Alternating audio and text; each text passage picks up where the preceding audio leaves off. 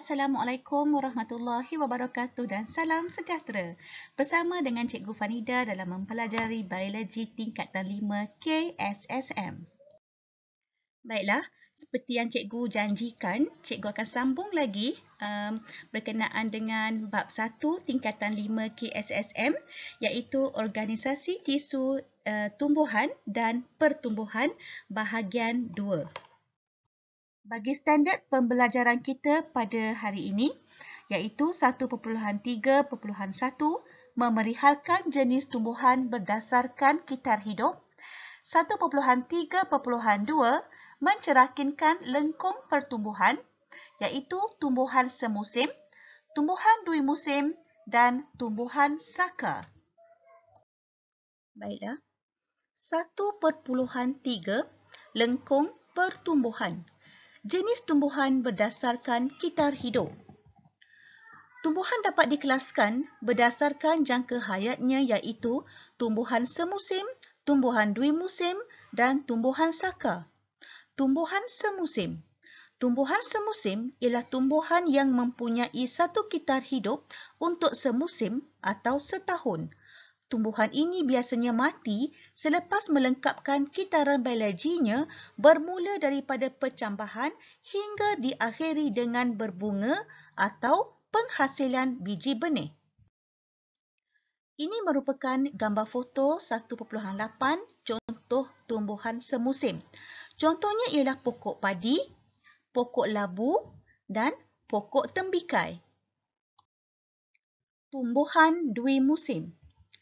Tumbuhan dui musim merujuk kepada tumbuhan yang mengambil masa 2 tahun, iaitu dengan 2 musim pertumbuhan untuk melengkapkan kitar hidupnya.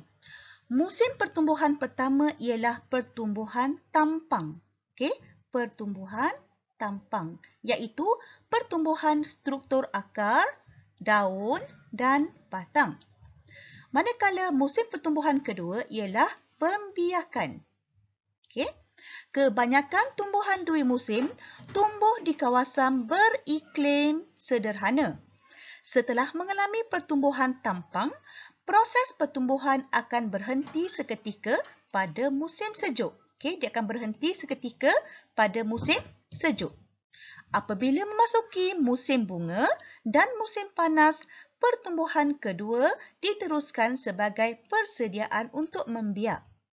Tumbuhan akan berbunga, menghasilkan buah serta biji benih dan akhirnya tumbuhan itu akan mati.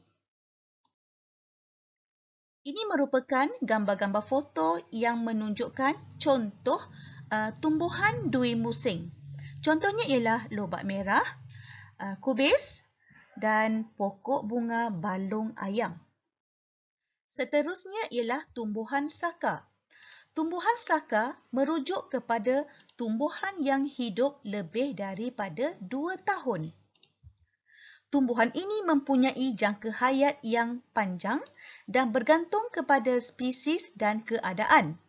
Tumbuhan saka dapat dikelaskan kepada 2 kategori, iaitu tumbuhan berkayu saka dan tumbuhan herba saka. Kebanyakan tumbuhan saka mampu berbunga dan berbuah berkali-kali sepanjang hidupnya. Tumbuhan ini mempunyai struktur yang dapat beradaptasi dengan persekitaran dan perubahan suhu. Baiklah, kita teruskan dengan lengkung pertumbuhan dalam tumbuhan. Cikgu mulakan dahulu dengan lengkung pertumbuhan tumbuhan semusim. Lengkung pertumbuhan berbentuk sigmoid. Kita lihat rajah 1.16 di mana terdapat bahagian A, bahagian B, bahagian C dan juga bahagian D. Dan bentuk pertumbuhan berbentuk sigmoid ni kalau anak-anak lihat, dia berbentuk macam S kan? Ni berbentuk macam S. S ni kita kenal sebagai sigmoid. Kita lihat dulu bahagian A. Peringkat A iaitu penurunan jisim kering. Di sini kita lihat ada penurunan di sini ya. Apa maksudnya? Makanan yang disimpan di dalam kotiledon digunakan untuk percambahan sebelum tumbuhnya daun untuk menjalani proses fotosintesis. Kita dapati di sini bahawa pokok di bahagian A, di peringkat A ni masih belum ada daun untuk menjalankan proses fotosintesis. Jadi, dia mengambil makanan daripada di bahagian cotyledon untuk proses percambahan. Okey, jadi makanan yang disimpan dalam cotyledon tu digunakan dahulu. Okey, kemudian kita lihat bahagian B ni ada rapidly increase kan? Ada pertumbuhan yang rapidly increase. Okey, apa maksudnya? Di sini peringkat peningkatan jisim kering, di mana kadar pertumbuhan meningkat dengan cepat, dan ini berlaku disebabkan oleh tumbuhan telah menjalankan fotosintesis. Okey, pada peringkat ini tumbuhan dah ada daun. Jadi bila dah ada daun, maka tumbuhan boleh menjalani proses fotosintesis. Maka kadar pertumbuhan meningkat dengan cepat.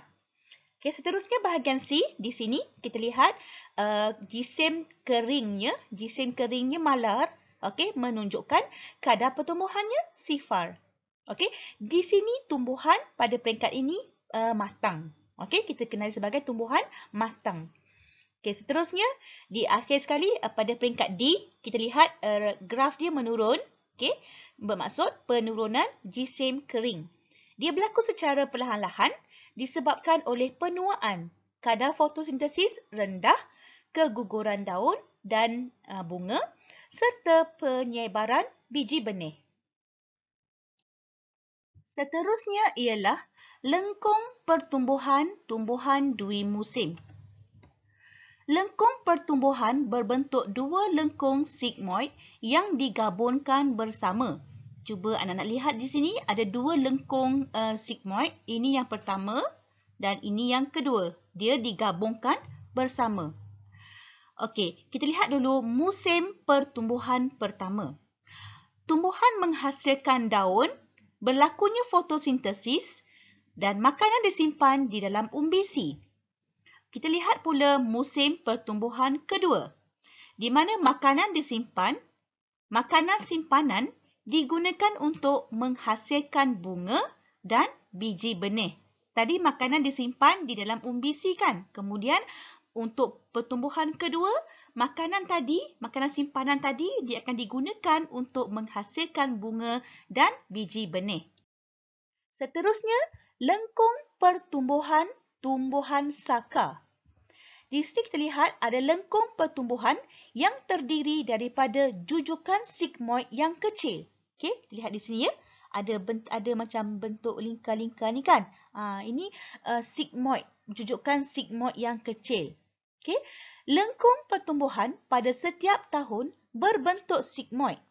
Pertumbuhan berlaku sepanjang hayat.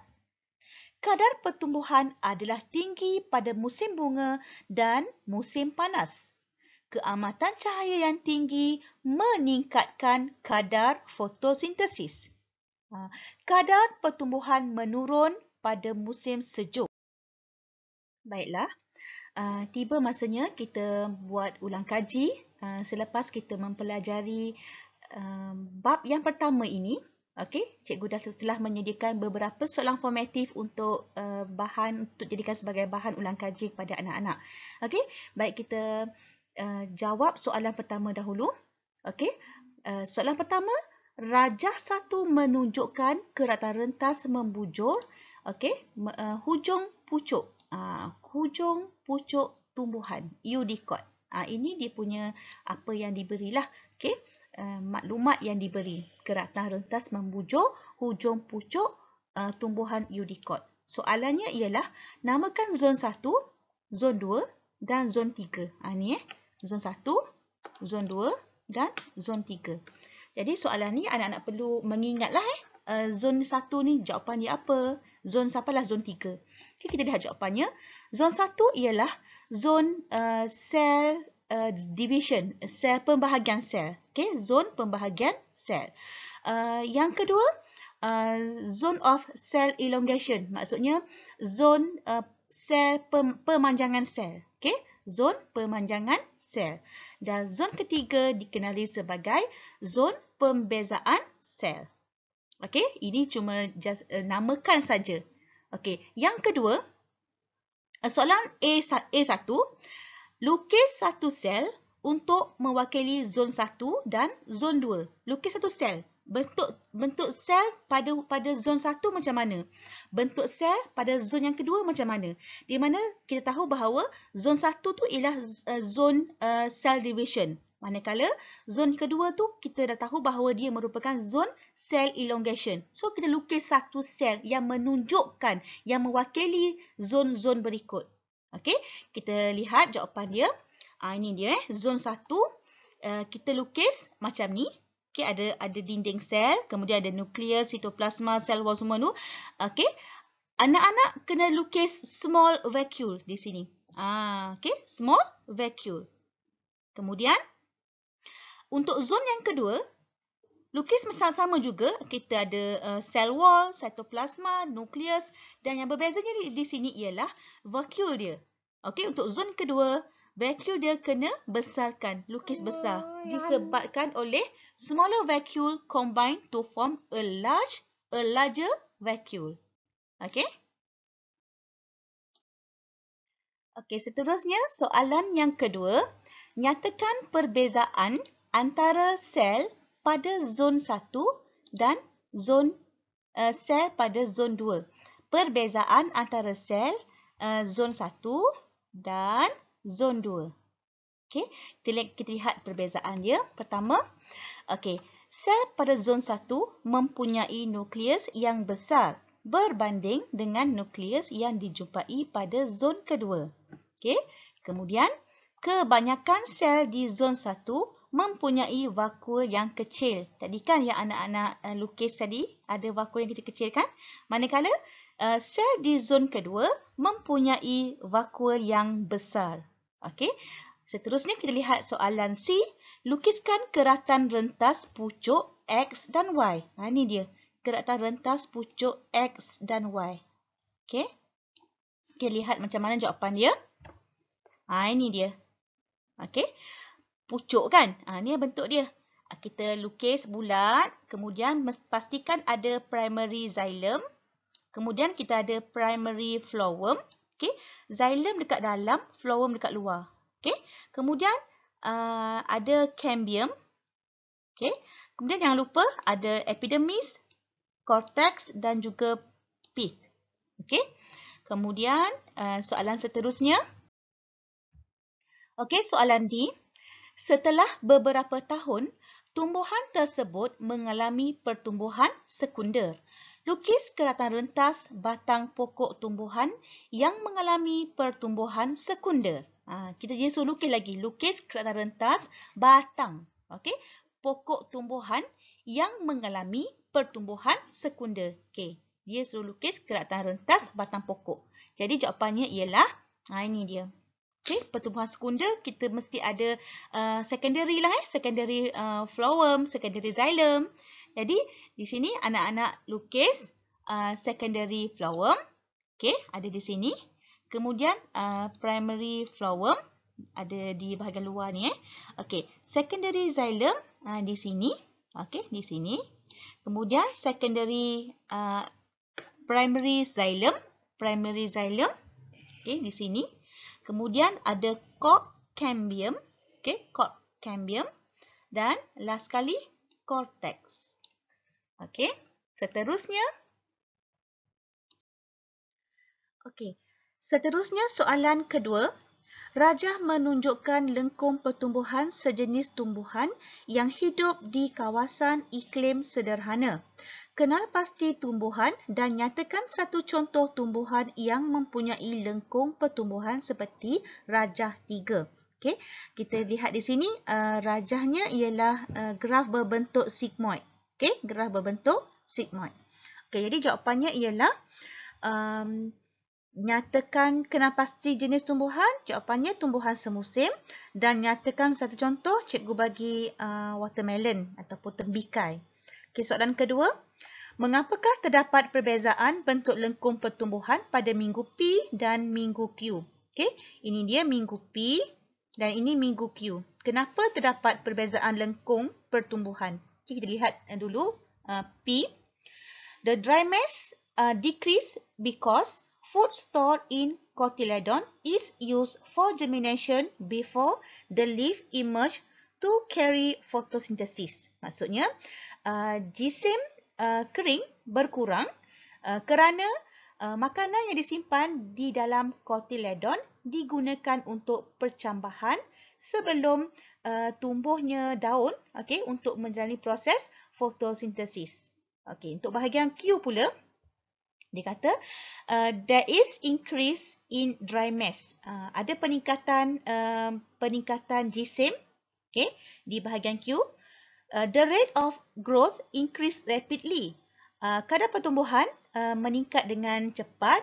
This is because, ini kerana the plant has carried out photosynthesis. Jadi pada peringkat Q ni, pada lengkung Q ni dah ada daun, maka tumbuhan ini dah dapat menjalani proses fotosintesis. Sebab itulah the rate of growth increase rapidly.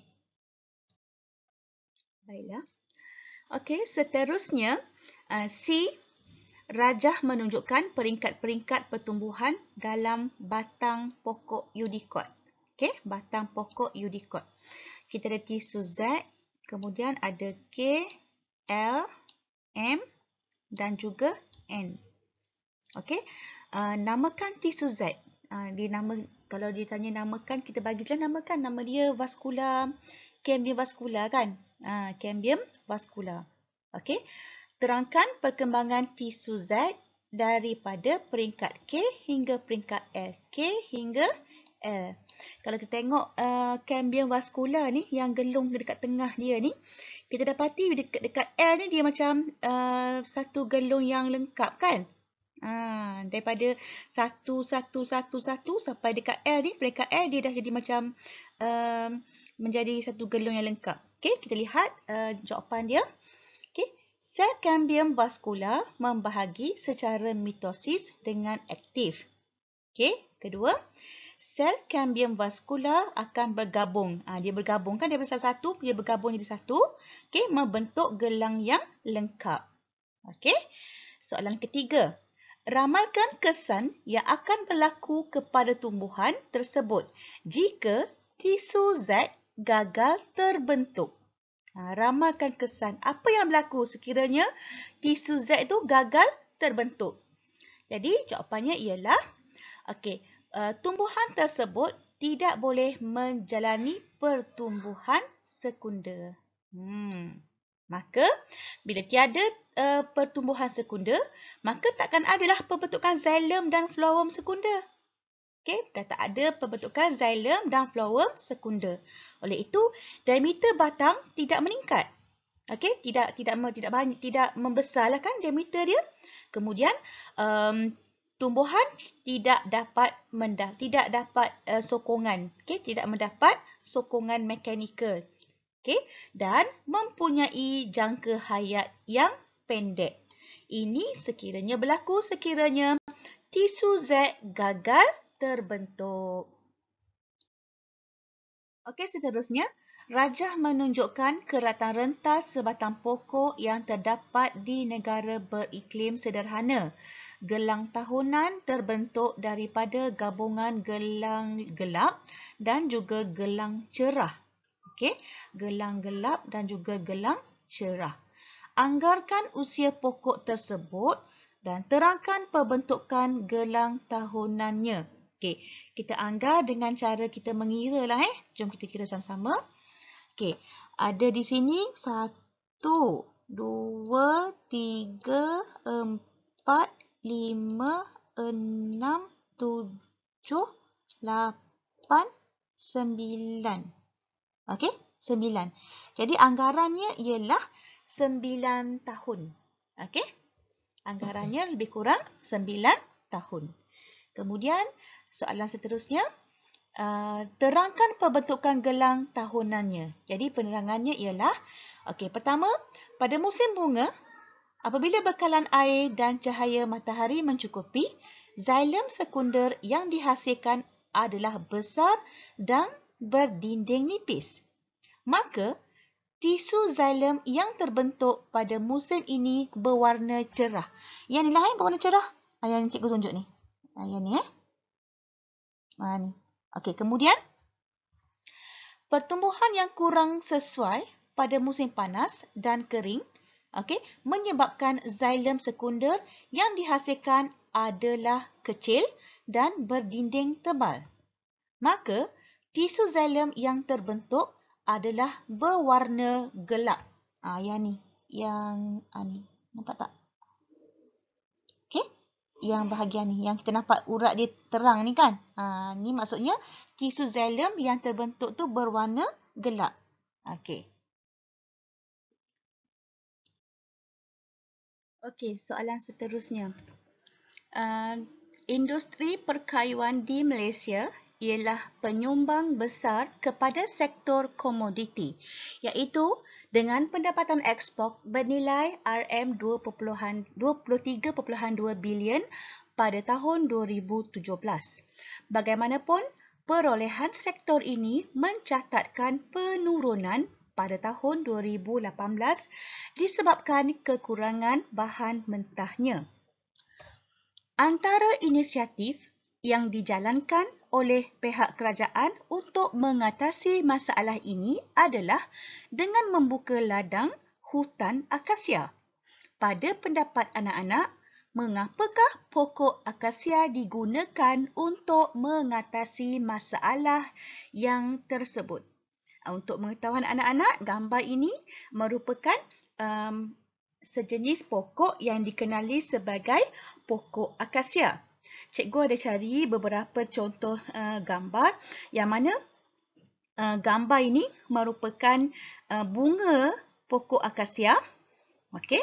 Kemudian ni biji benih dia.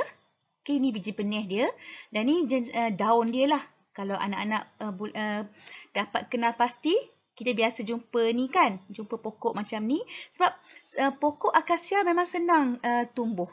Okey. Jadi inisiatif kerajaan dia membuka ladang hutan akasia. Kenapa dia membuka ladang hutan akasia? Apa specialnya pokok akasia ni? Okey, mari kita lihat jawapan dia. Okey. Baiklah. Jawapannya, pokok akasia ni merupakan pokok saka ya, berbatang keras dengan batang yang tumbuh menegak. Kalau menegak ni memang cantiklah untuk buat perabot semua kan. Okey. Kemudian akasia adalah pokok yang tumbuh dengan cepat. Sebab itulah kerajaan membuat hutan pokok akasia kan, hutan akasia. Jadi sebab pokok ni tumbuh dengan cepat, maka kita dapatlah hasil kayu yang berkualiti. Sebab pokok akasia ni kayu dia berkualiti, jadi dia tumbuh dengan cepat, cepatlah kita dapat hasilnya. Okey? Dan mendapatkan hasil kayu berkualiti tinggi untuk industri pembuatan pulpa dan juga kertas. Okey? Tinggi pokok akasia ni boleh mencapai 30 meter dengan diameter hingga 1 meter. Okey? Diameter lebar dia lah besarlah tu maknanya. Dan 30 meter tinggilah Okey? Seterusnya, pokok akasia juga merupakan pokok yang tahan lasak dan boleh tumbuh di tanah terbiar. Ini kelebihan pokok akasia. Tak perlu nak jaga dengan sedetail-detailnya, tak perlu nak jaga apa, nak beri siram apa sebab dia tahan lasak. Okey? Kemudian, pokok akasia ditanam semula untuk tujuan perhutanan semula kerana pokok ini cepat membesar dan mempunyai kualiti kayu yang bermutu tinggi. Seperti yang macam cikgu cakap tadilah dekat atas ni, yang poin kedua ni dia cepat membesar. Okey, boleh ya anak-anak? Inilah contoh pokok akasia. Kecil je kan? Tak jumpa cari yang besar. Okey. Okey anak-anak, kita telah sampai ke penghujung bab. Okey, di akhir bab, cikgu ingin imbas kembali memori anak-anak di mana kita telah mempelajari organisasi tisu tumbuhan dan juga pertumbuhan. Okey, kita telah sentuh berkenaan dengan organisasi tisu tumbuhan, tisu meristem dan pertumbuhan dan juga lengkung pertumbuhan. Okey, untuk organisasi tisu pertumbuhan, cikgu telah ajar tisu meristem dan juga tisu kekal. Tisu meristem terdiri daripada tisu meristem apex dan juga tisu meristem lateral. Untuk tisu kekal pula, kita ada 3 iaitu tisu epidermis, tisu asas yang terdiri daripada parenkima, kolenkima dan tisu sklerenkima. Manakala tisu vaskular pula terdiri daripada tisu xylem dan juga tisu phloem. Kemudian tisu meristem dan pertumbuhan terdiri daripada tisu meristem.